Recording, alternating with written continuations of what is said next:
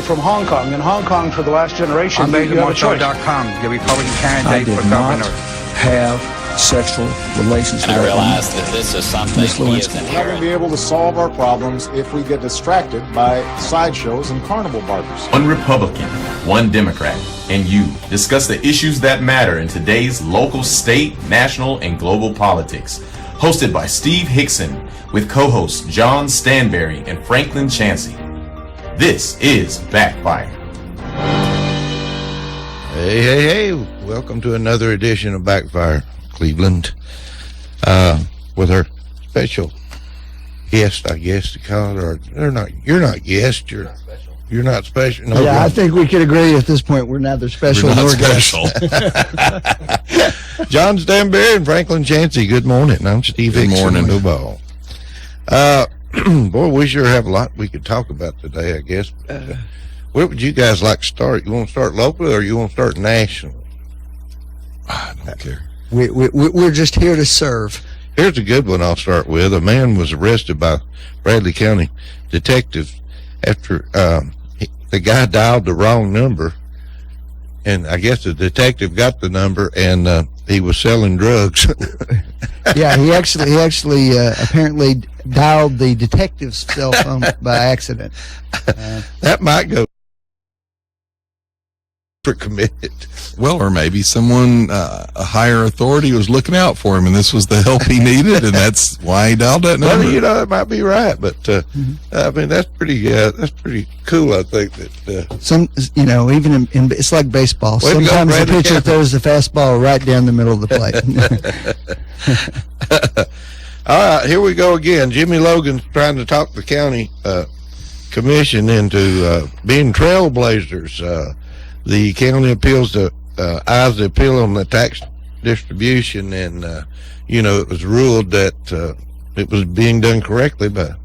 Well, now, the local Trailblazer, judge. that would mean that they were doing something for the first time. As I remember it, we've gone down this, let's sue the other governmental body and drag it out and spend hundreds of thousands of dollars of taxpayer money multiple times. So I'm not sure how that makes them trailblazers.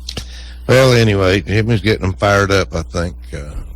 We'll call them trailblazers, that they need to move forward with this, that this tax distribution, even though the judge here locally says it's being done correctly.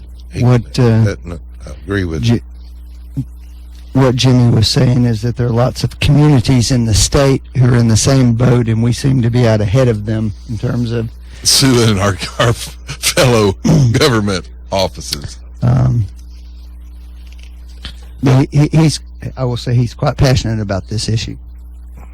Jimmy Logan, Yes. is there money for him to be made? For him? Yeah, I mean, is he doing this free? Well, I'm sure the county pays for the services. That's what I thought. Okay.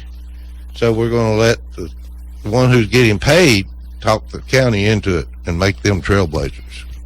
Well, I mean, it is you know, to be honest, you hire an attorney and you hire him for his expertise and his opinion. So when you're in a lawsuit, you have to take his opinion. So that's sort of a double-edged sword, Steve. You can't criticize him for giving his opinion of whether he thinks an appeal is inappropriate. I just hate the idea that we expend taxpayer dollars suing each other. Well, that's where I'm going.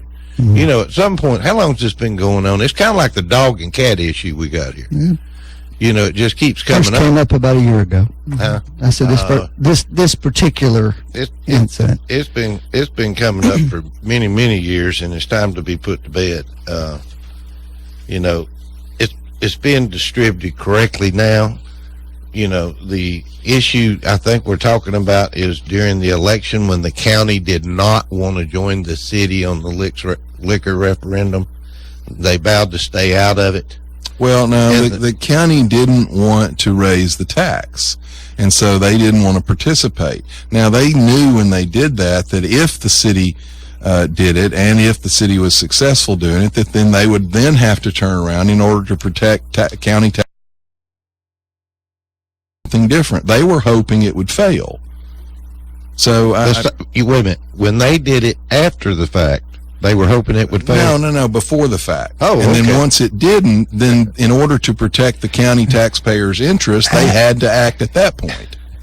Yeah, well, they may have been hoping it failed till they realized exactly how popular it was. Then they were for it. Yes, it wasn't exactly the paragon of leadership in that particular case. I will have to join Franklin on that one. That is the way I think it fell. Only after it did get passed. Well, they knew that on the front end. And it was earmarked for education. I didn't like that part of it, but it was earmarked for education. Now then, that portion of it is what we're talking about, I think, here, aren't we? Well, the county turned around and took action after the fact, and now they're saying, look, weren't in on the front end, so you're not entitled to anything on the back end. Okay.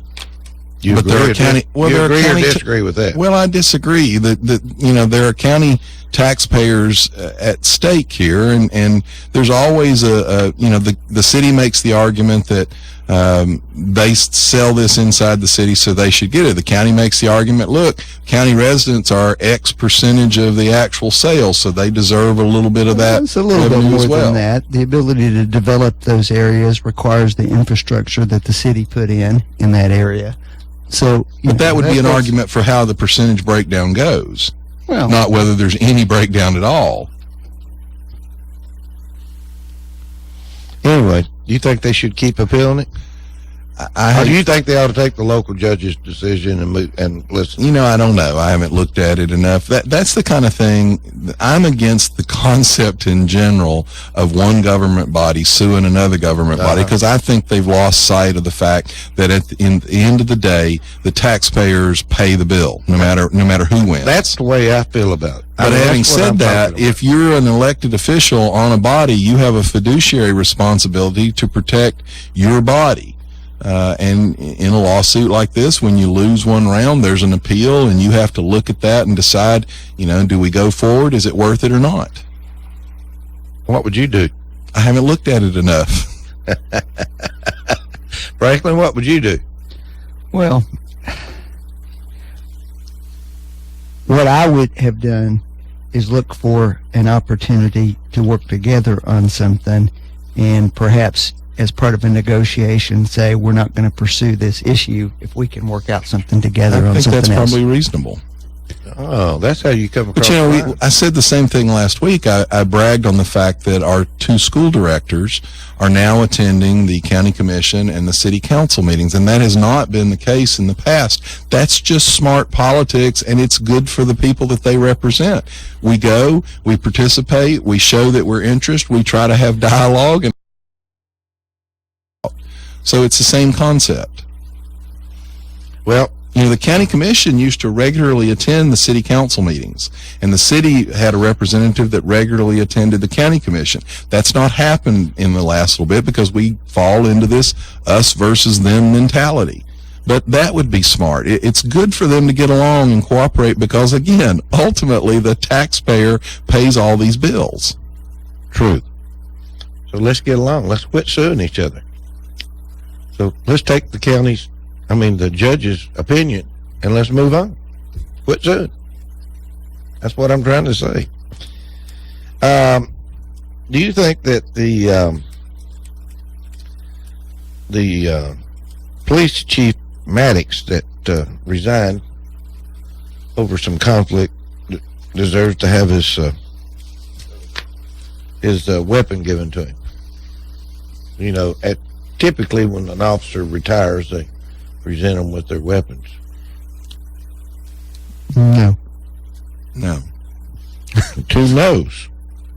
I like Charlie McKenzie's deal. I'm not piling on anybody. I just think that's usually considered an honor. Yes. This is an honor for your service. Yes. Generally, when you've had to resign, I'm not sure that's appropriate.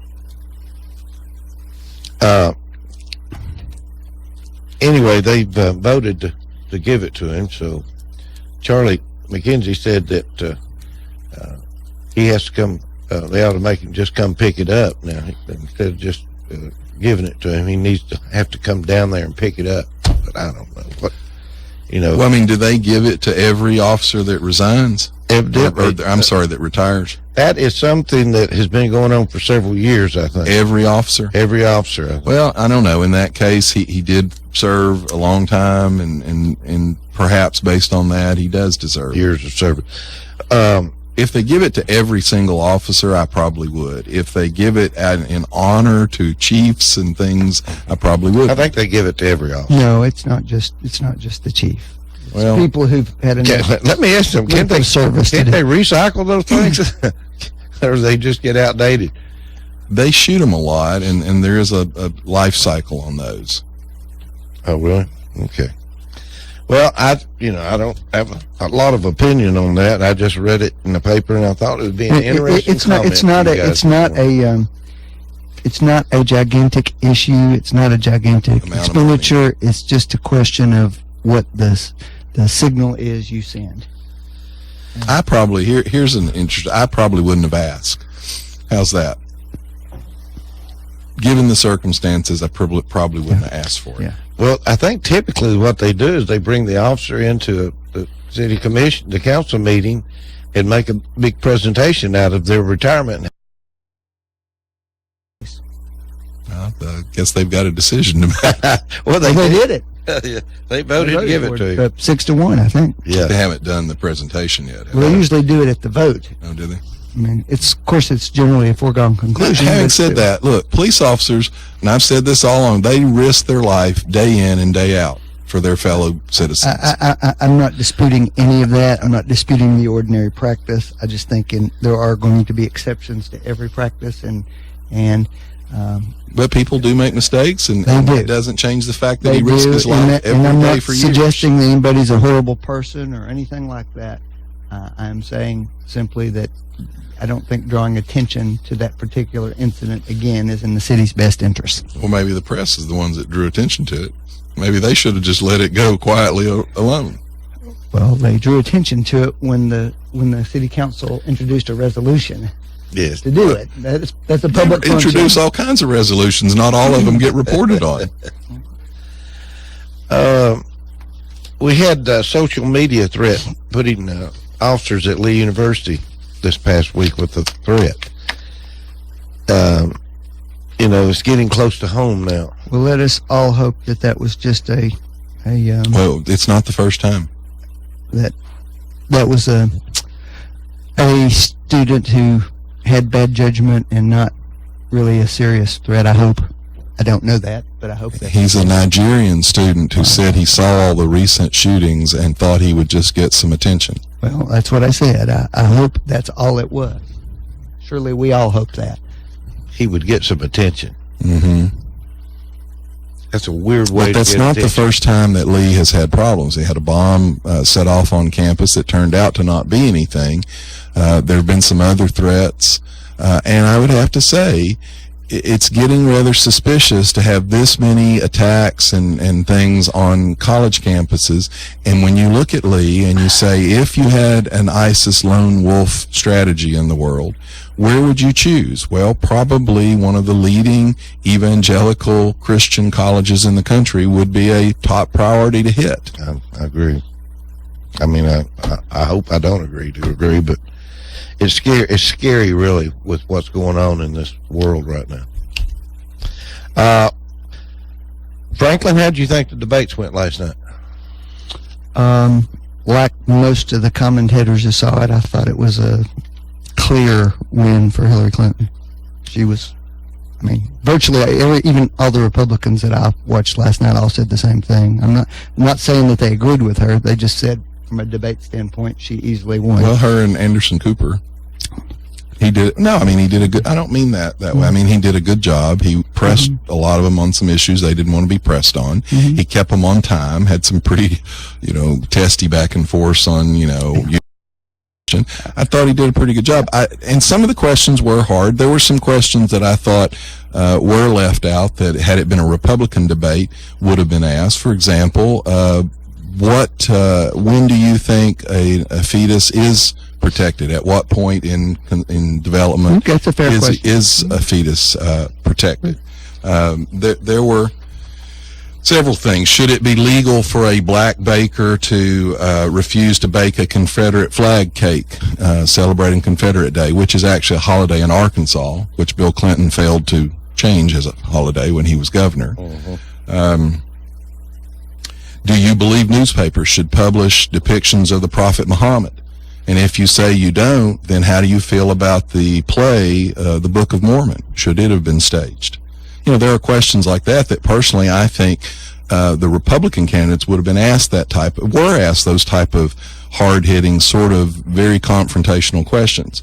Anderson Cooper asked a few things that were pretty tough, and he pressed, but all in all, the Democrats did not get the same kind of confrontational type questions that Republicans got. Well, he seemed to follow the model from the first Republican debate, which was to ask each debater about their biggest perceived weaknesses as the first question. And so that was that was the same strategy that had been employed in the first Fox News debate the Republicans had. Again, I'm just going to say I think it was clear which candidate had been up there doing that before, and so. Now, I tell you, the moment of the debate, though, and everybody, I think, pretty much agrees with this, and it's rare that you have a moment for a candidate which is courtesy of another candidate. I agree with you. And I think that is the fact that they're all basically scared of Hillary. They feel that she probably is the inevitable nominee, and they didn't want to cross her. And so Bernie Sanders had a chance there to probably dig his heels in and maybe make some news, and he chose not to. Well, I read this morning that he flipped the line. Oh, did he? He what? Yeah, it was not supposed to come across the way it did. Did? Yeah. It was supposed to come across as more as a criticism that she's deflecting attention from important issues. Real issues. And he messed it up. Well, he said we're sick of hearing about your emails. Your damned emails. Okay, but the way it came across was very much an indictment of the attention being given to it as opposed to... And that it was a non-issue. So, and that's, again, that reflects experience and comfort. I mean, I think the thing that you would have detected from watching that last night is that she was quite comfortable in the setting and didn't appear nervous. No, and that's true. And she... And it's like David Petraeus said several years ago that... Before he was convicted for sharing classified information. With his mistress. Right. He was talking about which senators had the greatest grasp of the policy of the issue, and he was very complimentary and put Hillary Clinton at the top of that she does her homework. That was what he was talking about. And she apparently had prepared for this debate. Yeah. I will say there were two things that struck me very strongly. The first was there were probably 4 people in that room that clapped when Senator Webb listed his military service and said that it made him the most qualified to be commander-in-chief. I was struck by the fact that room didn't want to clap for a wounded Marine with a Marine, I believe, father, a Marine son. It was striking, the lack of support and applause for that line. What was striking to me was that you had 2 former Republicans on that stage who'd left their party and gone to the Democratic Party. And aren't welcome, obviously, because they wouldn't even clap for his military service. The other thing that was striking to me is that the entire night you had all kinds of basically gimmies to buy votes, and not a single person on that stage said anything about how they would pay for any of this. You can list all of the programs that they all listed. Matter of fact, we are going to be, when Obama finishes, we're going to be $20 trillion in debt when he finishes his term. They've actually totaled up Bernie Sanders' offers on the circuit. That way it could work. The total for Bernie Sanders' programs that he's listed is $18 trillion. Our total debt is $20 trillion. He's actually got $18 trillion that he's proposing in new spending, and not a word last night about how they pay for any of that. To me, there was nothing that was said last night that excited me anyway. I mean, vote for me, I'll give you this. There was no new ideas. There was really... Was there any new ideas out there last night, Franklin? Any new ideas? Yes, something. Our country's... Do you think our country's upside down right now? In some ways, yes, I do. Financially? The wrong track, right track data is striking. It's what, up around 2/3 of the people think we're on the wrong track. I mean, financially, also militarily, you know. But none of those Democrat. I'm just trying to say, do you think it's upset? None of those problems are unmanageable. Well, they've been unmanageable for the last 7 years. Well, look, because they've gotten worse. Look, right now, well, you're seeing why though. Right now, and I understand that there's an ideological debate going on in the Republican Party right now. But you see what the result of that is. They can't agree on who's going to represent them as their own leader in the House. That's where we're frozen. I mean, honestly, right now there's a group of people in the Republican Party right now who do not believe in any kind of compromise at all. I am, but there is no compromise there. I mean, when you start talking about people like John Boehner being too liberal, you may not agree with him, but his philosophy is that you have to compromise to get something done. Well, he can't do it. And you get these other people that we're talking about who can't get the Republicans lined up behind them. I hope they get it solved, but I don't know who it is that can lead them right now. Who is it? Well, part of it is. What do you think, John? Who are they going to select? Well, I'll be honest with you. I would be perfectly happy with Paul Ryan, but I don't want Paul Ryan to do it. I don't think he's going to do it. The reason I don't want Paul Ryan, his career. That's why. Paul Ryan's a good man. He has an idea that he wants to do tax reform and he wants to do entitlement reform, and he can do that as chairman of the Ways and Means Committee. And so, as president of the United States, I know that he has worked hard on that committee. And so for his work and for the possibility of what he could accomplish in that position, I don't want him to do it. Personally, I'd be okay with them bringing Newt Gingrich back. You don't have to be an elected representative to be Speaker of the House. I thought Newt did a wonderful job. Well, he did actually. What kills me is all the bragging they do about Bill Clinton's presidency. Newt Gingrich is the one responsible for nearly everything Bill Clinton brags about in the second half of his presidency. And to his credit, Clinton did figure out he had to pivot, he had to come back more towards the center, and he had to compromise. But the problem here is, Franklin, before you go off on the House Republicans, you need to go off on the Senate Democrats, because these are the same people that in April of this year voted to have the House and Senate have some vote and say on the Iran deal, and then when the vote came up, they voted to block having a vote. So there's no compromise on the Senate Democrat side. But that's not accurate, though. It's like the immigration bill. They passed an immigration bill out of the Your own president the destroyed the original offer from Marco Rubio because they were afraid of Marco Rubio. Hold on. Conservative, liberal, whatever you want to call it. They at least passed a bill. The House can't pass anything. And you can't say that the House passed, I believe in the last session, they passed 434 bills that Harry Reid refused to bring up for a vote. As you have pointed out numerous times, John, that they could pass a bill and go to conference. And the Senate Democrats won't allow it to even come up for a vote. But the Senate did pass the bill. They passed their bill, Franklin, and the House passed a different bill. And the Senate Democrats wouldn't compromise. So before you go off on how the Republican conservatives won't compromise, you've got one of the ranking guys running for office says he wants America to be, last night, be more like Denmark, Sweden, and Switzerland. Well, folks, I beg you, look up Denmark, Switzerland, and Sweden. And this is in the paper this morning. A conservative commentator. Who? David Brooks. David Brooks is about, among conservatives, that's a joke. No, actually, David Brooks used to be considered a premier conservative. You guys have just moved so far to the right that he's not. You've got a guy saying he's a socialist, and you're talking about us moving. We're not going to elect him, though, John. Oh, so you don't give Bernie Sanders any credit? No, I don't think he's going to get elected, John. But here's what he says this morning. Well, right now, the only difference between him and Hillary is he admits he's a socialist. Now go ahead and read it. Go ahead. The House Republican caucus is close to ungovernable these days. How did this situation come about? This was not just the work of the Freedom Caucus or Ted Cruz or one month's activity. The Republican Party's capacity for effective self-governance degraded slowly over the course of a long change of rhetorical excesses, mental corruptions, and philosophical betrayals. Basically, the party abandoned traditional conservatism for right-wing radicalism.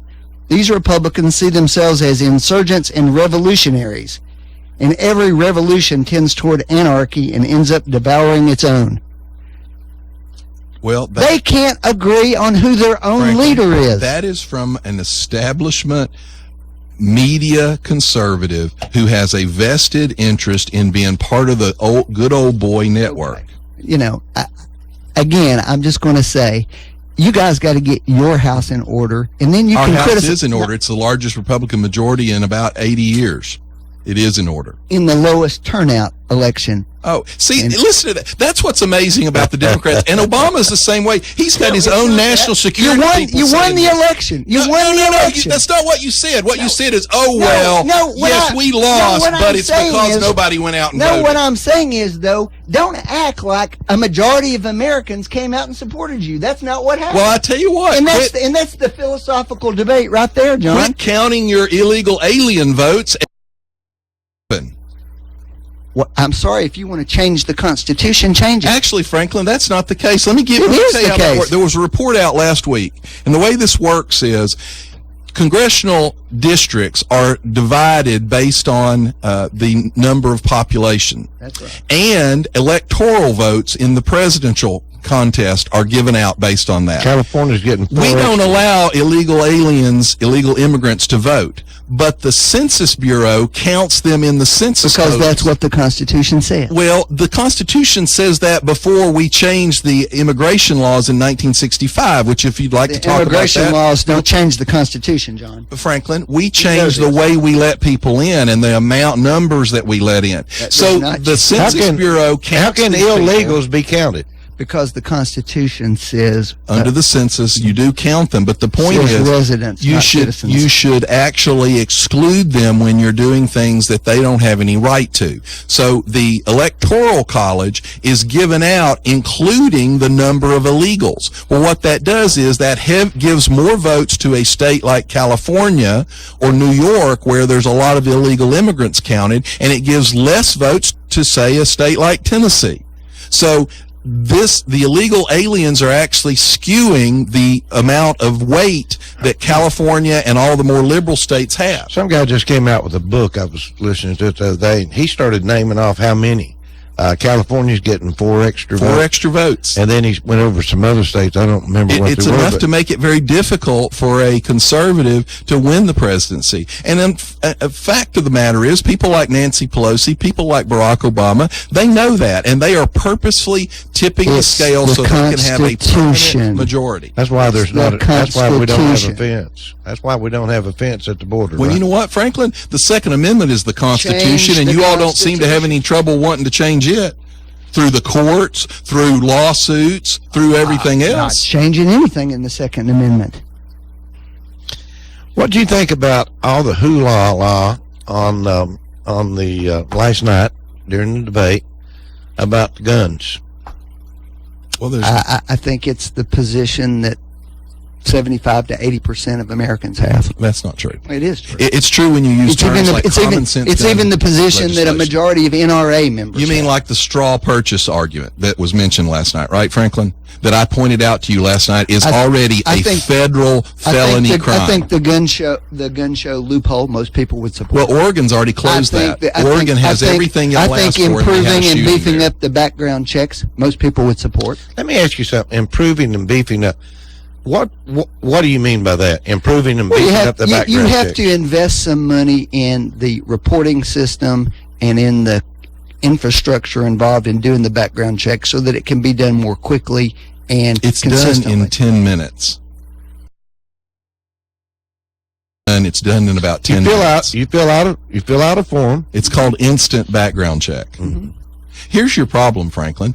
If you want to know what you've got to change the liability laws for the doctors so they can report, oh, by the way, this guy's crazy, don't let him buy a gun. John, that's Well, the something that we NRA ought to be has pushed looking that at. since Yes. 1966. We all agree on that. The NRA has pushed for better mental health records since The 1966. the problem there is you've got to have some specific legislation to do that because President Bush put it forward and the Democrat Senate because it wouldn't put it through. conflicts with some Franklin, other laws on the books. President Bush actually introduced legislation while he was in office, and the Democrat Senate would not allow it to go through. You know why? Because it would take away this issue. Let's take a quick break and we'll be right back. You're listening to Backfire with Steve Hickson. We'll be right back after this. You are listening to WOOP-LP, Cleveland, Tennessee. WOOP FM is a broadcasting service of the Traditional Music Resource Center, and we play America's original music. Check into cash. Need help paying for life's little emergencies? Get the cash you need today from your friends at Check into Cash. Get a payday advance today for up to $425. At Check into Cash, we make it quick, easy, and confidential. Get the cash you need now at Check into Cash. Visit checkintocash.com for the store near you. Borrowers often use payday advances over a period of months, which can be expensive. Restrictions apply. See store for details. Guns, guns, and more guns. That's right, folks. U.S. Money Shops has just received a large shipment of pre-owned Glock 22s, 23s, and the awesome Beretta 8040D Cougar. These guns are law enforcement trade-ins that start at just $379.99 while supplies last. At U.S. Money Shops, there's no shortage of guns, so if you're looking for a great deal on a newer pre-owned gun, then check us out first. Buy or sell or buy today, the better way at U.S. Money Shops. Visit usmoneyshops.com for the location nearest you. At Buy Here, Pay Here USA, we pay the most because we buy the best. And we make selling your car to us as easy as 1, 2, 3. 1. Bring your car, truck, or SUV to one of our stores. 2. We'll give you a free appraisal with no obligation. 3. Sell us your car. It's that easy.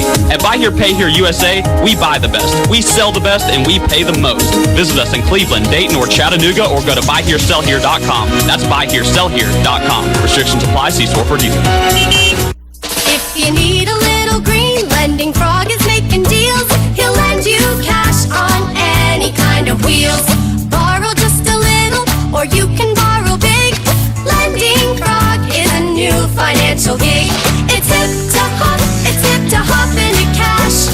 LendingFrog.com is making a splash. Dig it, dig it.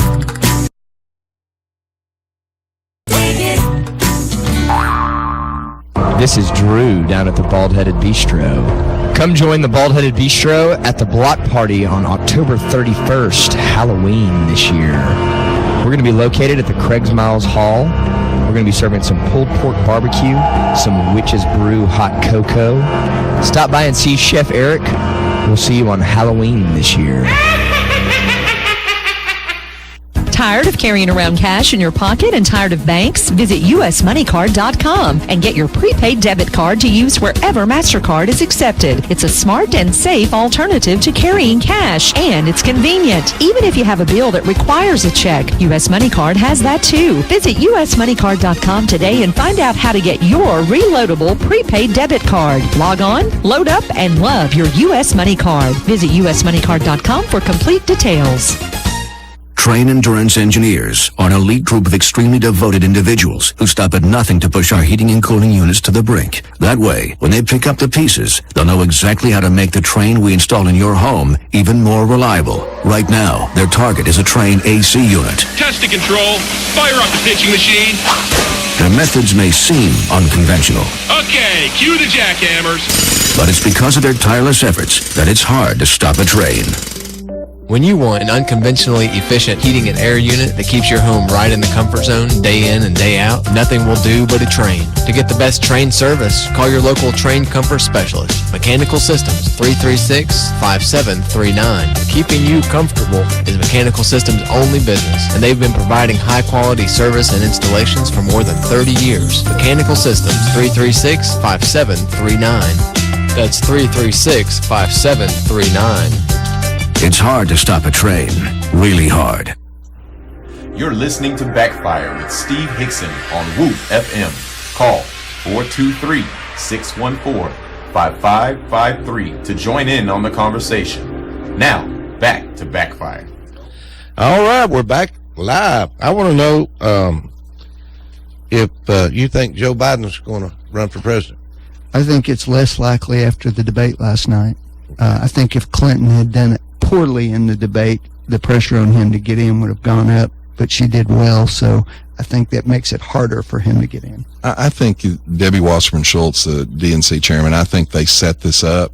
I think the White House is probably pushing Biden. I think the DNC and Schultz are pushing Hillary. And, you've got open warfare going on right now. She's actually called her Democrat vice chairman a liar.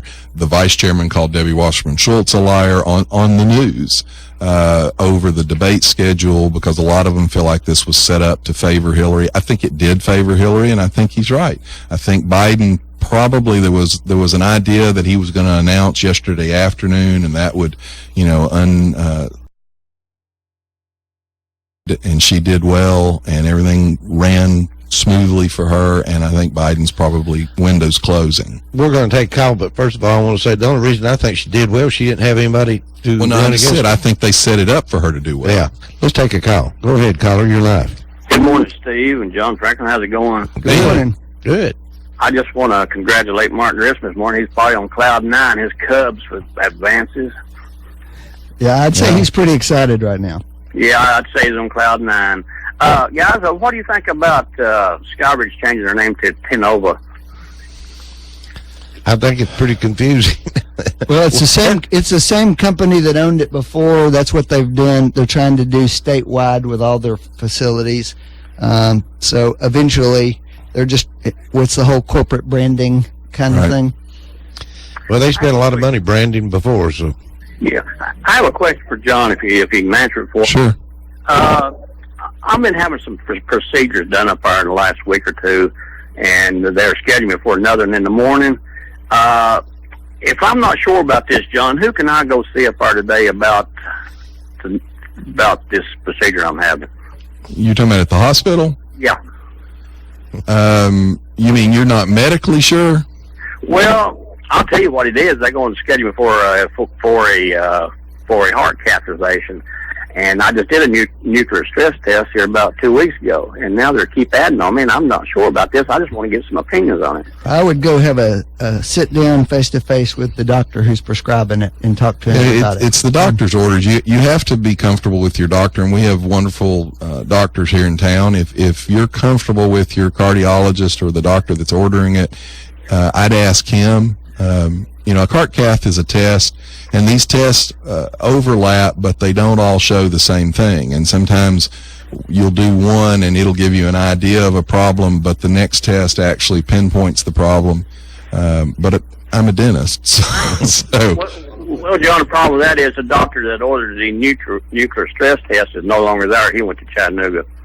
So that's the situation I'm in right now. I'm thinking about going up there today and try to talk to the head of the hospital and try to get some information if I can. Yeah, I don't know how much medical information you'll get. I will say this, and this just comes from me being, my granddad was just a general doctor. And of course that was before we had all these specialties and things, and the general doctors did everything. They did surgery, they delivered babies, they did everything. We've kind of gotten away from having one doctor that sort of coordinates everything.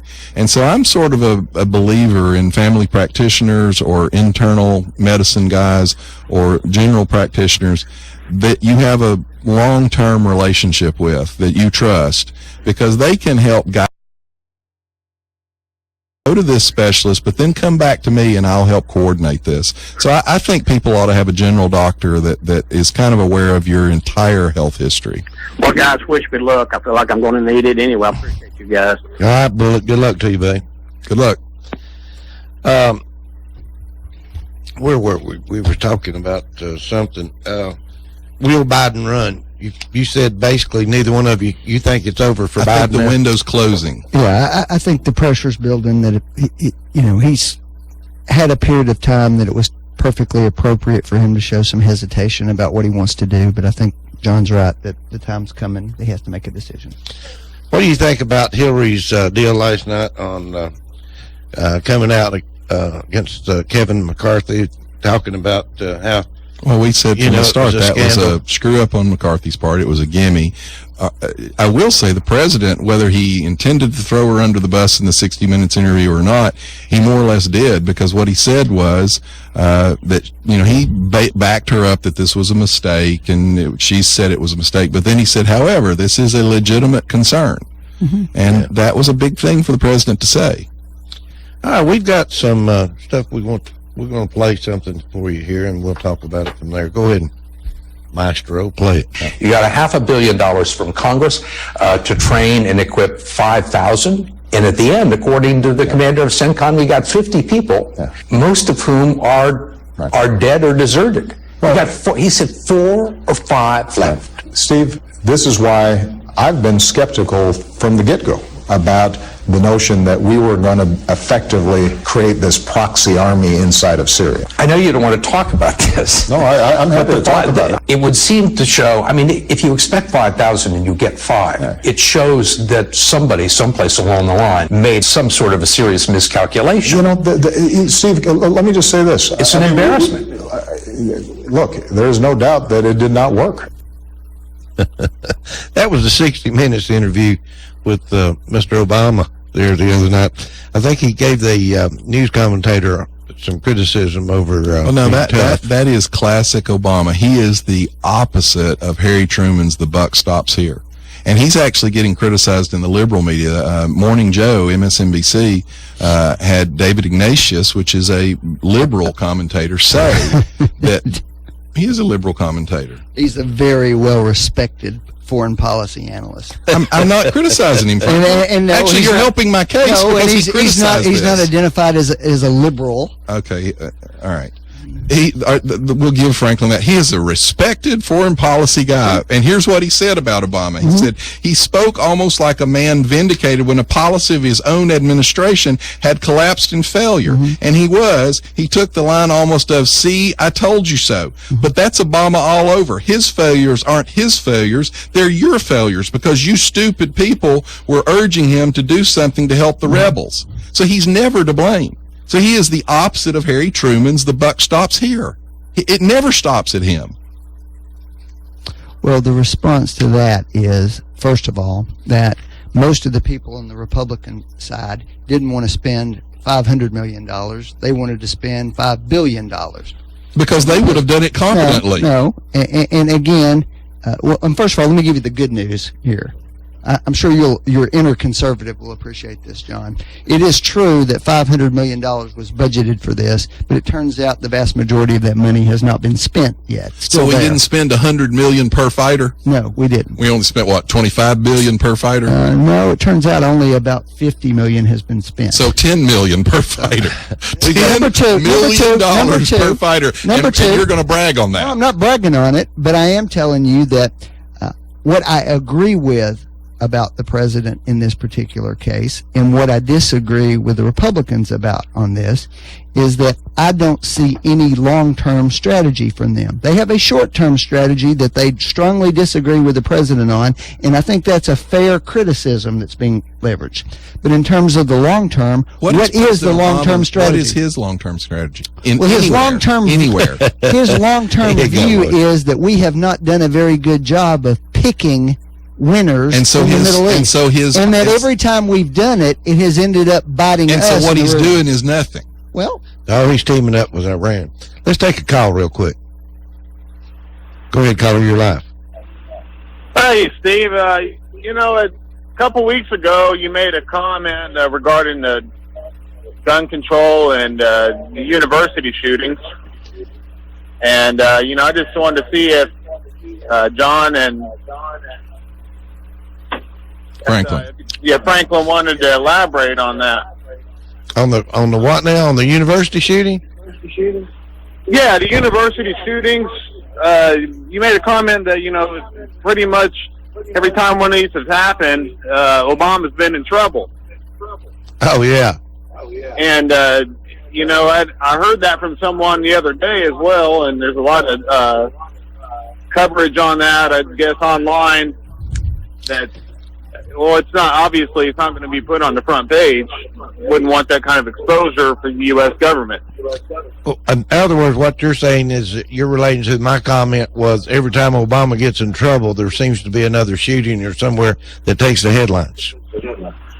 Yeah, exactly. You take the focus away from Obama and, whatever actions he's taken, whether they be legal or illegal, unconstitutional, and puts it more on another school shooting. Well, it seems to be more than coincidental to me. That was just my opinion. I don't know how these guys feel. Well, I will say this about the school shootings. Thanks, caller. Two things. I try to keep up on the gun control issue, and I will tell you that if you look at the actual school shooting, and the president actually has gotten by PolitiFact and several of them criticized for being at the least disingenuous on some of the numbers that he's thrown out. He threw out 32,000 gun deaths. 22 of those 32,000 are suicides, and that was not really an appropriate number for him to use in the argument. But having said that, the actual number of school shootings has been rather consistent for the last 2 decades. It really hasn't gone up. We've had a lot more high profile, but when you go back through the FBI reports and look, we're actually relatively consistent. However, lately, we've had a real spate of incidences on college campuses, and I hope our national security people are watching ISIS, because I am concerned just about the coincidental nature of this. It seems like there have been a lot of these lone wolf type shootings. We haven't said that, for example, the boy out in Oregon, he left a 16-page manifesto. We still haven't seen what's in that manifesto. I hope that it's not a ISIS coordinated thing over the internet or however that is. I hope they're on top of it, but I'm concerned that they're not publicizing what he did say he did that for. Well, they've made a very conscious decision, and I'll share some information with you after the show, that it's becoming a view in the law enforcement community and amongst some behavioral health people that there's a real downside to highly publicizing the details of these manifestos. Well, I will say that I was told that the boy here at Lee College had said that he had seen, and I don't disagree with that, but my point is, for example, in Israel, and this is amazing with the liberal media, Slate magazine ran a headline that there had been 17 knife attacks in Israel, and they called them coincidental since Wednesday. Now, Palestinians are regularly stabbing Israeli citizens and Israeli soldiers over there now, 4 and 5 times a day incidents, and the liberal media labeled that as coincidental. All right, what do you think about the Bergdahl release? They're talking about releasing him now? I think it's a travesty. I think that it will demoralize the men and women that have fought and served and sacrificed. I think it's a colossal mistake, and I think the fix was in from the get-go. Now, you think a military jury I don't know. fixed? No, it's not a jury. Well, this was the reviewing officer, and this is not the end of the story. We don't know what will happen. This was his recommendation. They still have a general under the court-martial rules will have to look at this and decide.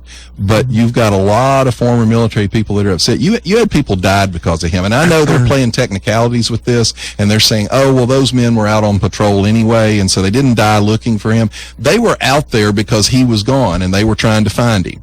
And so people died because of what he did. Well, was he AWOL from the station? Was he AWOL? He was. Yes. He left his post. Okay. Okay. Now hold on, and I think you former military. So I am. And I'm there is a difference between walking off your post and desertion under the Code of Military Justice. Not much. Well, not much. I don't know. Under military, if you were in the military and you left your post, you deserted. You deserted. Okay. I'm not arguing the point. I'm saying that's my understanding. But what I have read thus far, and I don't have a strong opinion about this because I don't know that I have all the facts, but I know that the military investigator who's done this has raised some real concerns about what actually transpired and what Mr. Bergdahl has actually already gone through. Who cares? I don't care what he went through. He brought it on himself. He brought it on himself by betraying his fellow soldiers. I don't care what he went through. I'm going to say something. If they cover this up and try to smooth this over and turn him loose, I personally will go to Washington and protest it. Well, I think every veteran, I think every veteran in the United States of America owes it to their military beliefs. I think there were 5 people, Franklin, who got killed. There is no way. Now, hold on. No, wait a minute. I'm not arguing this. There's other soldiers that have already stepped forward and talked about this. I'm not arguing your position on this, but I do want to make it clear here. This is something that's happening inside the military right now. It's not happening in inside Washington. the Obama military. No, come on, John. It's Franklin, if your commander-in-chief is there and he has a certain philosophy, and you have a career track and you want to go up the career track, you don't cross them. How many people in the military has Obama gotten rid of? Going to be gone in a year, John. What are you talking about? Well, but if you get there are in the military there are windows, and if they close that window on your career's over. How many military leaders has Obama already gotten rid of? Let's take a call. Go ahead, caller. You're live. Steve, yep. I think, and everybody, I think just like you do about all of the veterans and solving this situation with this worthless piece of crap. That deserted all of the people that were in his unit. And World War II and every other military, the Constitution and everything says the punishment for desertion is death. During wartime. During wartime. He needs to be put to death. Well, they're going to say it wasn't a declared war. I know what they're going to say. Well, there's been one American soldier put to death in the last 65 years for that. Well, it's not the only soldier that ever walked off his post. The main mitigating circumstance here is supposedly what he suffered at the hands of the Taliban. How the hell do we know what he suffered at the hands of the Taliban? We're taking the Taliban's word. This is a cover-up because Obama was trying to make a hero out of it. He may have been living with his 72 virgins for all we know. I haven't heard the president make a single comment. The president traded 5 master terrorists for this one deserter. He got all he could handle when he brought him to the White House, and then it turned out to be the way it was. Go ahead. You're still on there. You had something else to say? I tell you, I was in Vietnam, and if you walked off your post, your fellow comrades, if they could find you, they'd shoot you. Would shoot you because you were putting their life in danger. Well, I think 5 guys died trying to find him. Franklin, what does the president say? No, first of all, let's be clear here. I haven't taken a position on this. What I've said is there's a process involved here under the Code of Military Justice. It's not the same as being prosecuted out in the civil world out here. Do you think the president and his power can exert any influence on the process? You claim that he can. I don't know. Wait a minute. Go ahead. Yes. There is no answer to this other than he got 5 Americans killed from. They were out looking for him, but he was sitting, and the Taliban has given all of the information that they've got on this guy. Sure, they're not going to tell the truth about what he's doing or where he was or nothing else because he was giving them information. We should not even be having this conversation. He should have never been traded for 5 of these guys. He ought to have been killed. He should be put to death. All right, thanks. Pull the switch on him. Thanks for your call. I still feel that if this thing comes out and they soft stroke this thing with him, there's going to be a total uprising within veterans. I think the veterans will support this. I think the veterans need to support this. They need to get behind this. This is not right if they release this guy. Well, but you've got a Democratic Party that wouldn't even clap for Jim Webb's military service last night. So that tells you where we're at in America. Jim Webb was elected by Democrats. Thank you.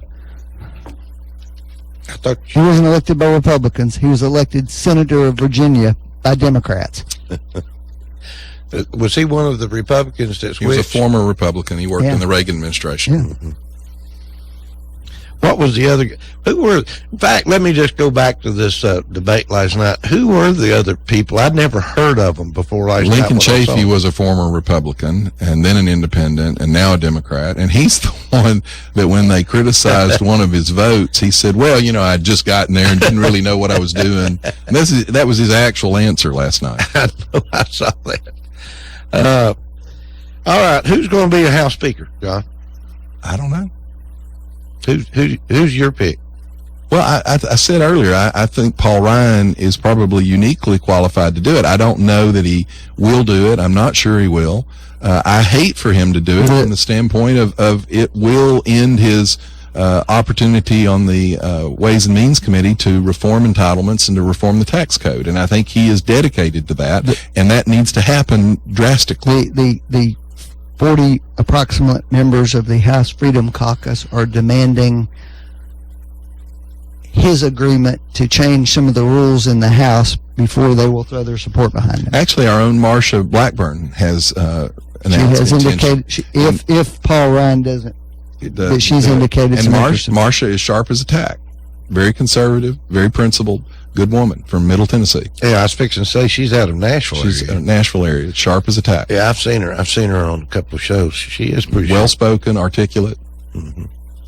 Be a first time for a female too, wouldn't it? On the woman, on the. Last night I will say this: Hillary kept bringing up that just the woman vote. Watch her performance last night, and then go back and watch Carly Fiorina's performance. Carly Fiorina never plays on the "I'm a woman." Vote for me because I'm a woman. Hillary said it about over and over again. Well, Carly Fiorina is not going to get the Republican nomination, so that's a fascinating comparison.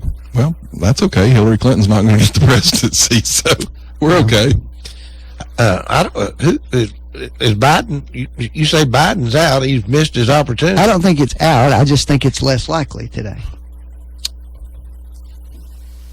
That's what I think. I mean, I may be proven wrong, but we'll see. Okay.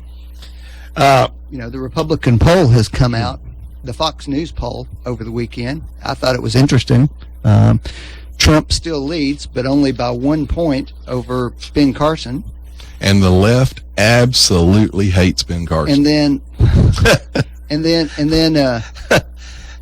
well, I mean, come on. And then he's an educated, black conservative who pulled himself up out of poverty, so he has to be destroyed, according to the left. He's doing a fine job on his own. He ought to be a great. And Hillary, guess what? He ought to be a great example. Last night, Hillary said she was an outsider because she's a woman. Now, tell me how being a woman makes you an outsider. She's the ultimate insider. You don't want to talk about the Republican poll, do you? I don't care. I keep trying to bring it up, and you guys keep going to something else. No, we talked about Carson. Y'all hate Carson. He's coming up in the polls. I think Carson ought to be a great example for the libs. No, he's independent and thinks for himself, and he's a conservative. So they've got to destroy him. Go ahead, Franklin. What do you want to say? Well, I just thought it was interesting. Third in the poll was now Ted Cruz. Fourth was Marco Rubio, I think, but he was down just a fraction of what the others had. Mm-hmm. Fifth was Bush, and sixth was Carly Fiorina. Everybody else was off the radar. I like Carly. I like her. I like Ben Carson. I like Carly, and I like Trump. Well, here's something to consider, too, because it's amazing the things that Republicans get dinged on that the Democrats don't ever get hit on. Martin O'Malley last night is easily the youngest of the 5 Democrats on stage, although he is the same age as Chris Christie and Rand Paul, and is at least 8 years older than Ted Cruz, Marco Rubio, and Bobby Jindal. Hillary's older than the entire GOP field except for Trump, and she's younger than Bernie Sanders and Jim Webb, both of whom were on stage, and Biden is older than her. What? You have a old white group of people on stage last night. In the Republican Party, you have young people, you have multiple ethnicities, you have the picture of American population on stage with all kinds of ideas, and yet you all still seem to think that we're not an open party. And you're gonna nominate the old white guy in the end. No, we're not. Hey, who's it going to be? Who's going to win? I think that Rubio and Cruz, either one, have a pretty good shot at it eventually. I'd rather have the old white guys, the old white, the white girl. Okay. I'm just saying. My point is, Franklin, he's making. My point, Franklin, is where was all the commentators making a comment on how closed the Democratic Party is, how old and white it is? Because if you look at the elected members of the Democratic Party, you can't make Actually, that that's argument. not true. You got Nikki Haley in South Carolina, which the first Indian American woman governor in history, which the Democratic opponent at her reelection last time called her a whore at a public event, and no Democrats came out and criticized him. The press didn't even hardly cover it. Look it up. You'll enjoy hearing his quote. Our time's gone, but one last thing here I want to talk about is Hillary was really going off on the Wall Street last night, talking about that no one went to jail. No one went to jail. I mean, my goodness. Well, no one in her husband's administration went to jail either, because he pardoned about 50 of them while he walked out the door, including Mark Rich, the most wanted Wall Street man in the country, in the world at the time, was pardoned by none other than Eric Holder. Well, folks, we've got to go. John, you got something else you want to say? I was just going to say the president of the Black Chamber of Commerce has now blasted the Obama administration and the EPA for destroying the black community. That their regulations depress hiring, they depress economic growth, and the EPA is destroying. Did he use the phrase, "You destroyed the black community"? Let me read it to you. Is that what it said? Let me read it to you. These communities already suffer from higher unemployment and poverty rates compared to the rest of the country. Yet the EPA's regressive energy tax threatens to push minorities and low-income Americans even further into poverty. That's sworn testimony. Most importantly, the loss of development and economic expansion would affect many of the blue-collar jobs that power our low-income and minority communities. No comment. Chairman of the Black Chamber of Commerce. I just pointed out what I said. I doubted that it said, you destroyed the black community. He's the chairman of the Black Chamber of Commerce. I get that, John. And by the way, I don't know why you're even saying that. The Chamber of Commerce hates everything your party's doing. The Black Chamber of Commerce. Why do you have a Black Chamber of Commerce and a White Chamber of Commerce? You don't have a white Chamber of Commerce. Well, then you have a Chamber of Commerce, and then you have a Black Chamber of Commerce. Right. Why do you have a Black Chamber of Commerce? I guess because they felt like the regular Chamber of Commerce wasn't looking out for them sometimes. That would be the honest, the quick answer. Okay. Folks, we got to go. See you next week. Bye-bye now. You've been listening to Backfire with Steve Hickson, John Stanberry,